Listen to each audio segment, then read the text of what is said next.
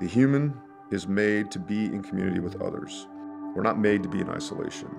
But the convenience, the ease, and the demands of our lives make isolation easier and easier, and eventually it's over. It's gone. There's no real relationships.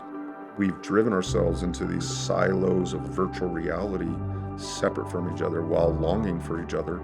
And then not having that takes a toll, not only on our culture, but also on our hearts and our minds and our general well-being. Mental health crisis is on the rise, teenage depression is on the rise, suicide rates in so many demographics is on the rise. People are having to work twice as hard to buy half as much, and so they're spending less and less time in community with other people. Social media is a substitute for deep and meaningful relationships, but anything that's a substitute you always need more of, and it never actually fulfills. It's so easy just to swipe something away. It's so easy to delete or to block. But in real life, it can't be done that way. No matter how much social media we consume, that human need for connection can never be replicated. What we need as veterans and as a country as a whole is each other.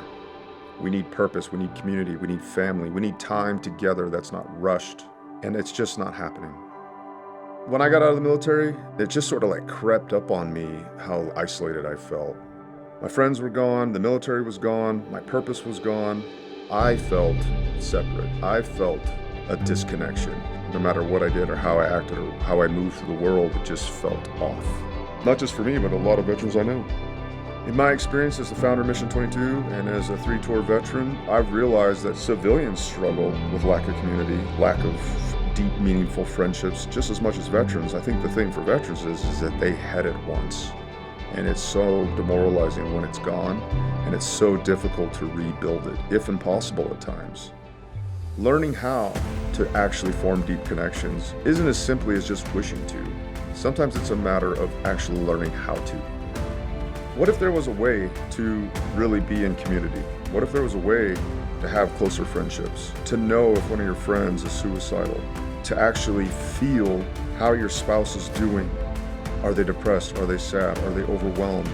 What if we shifted our lives and prioritized the people in our lives and not only tell them that you're there for them, but actually show them? It's extremely difficult to feel alone and isolated. It's often even harder to see someone else feel alone and isolated. A lot of people feel powerless when someone that they love is struggling. I'm not a therapist, I'm not a psychologist, I'm not a pastor.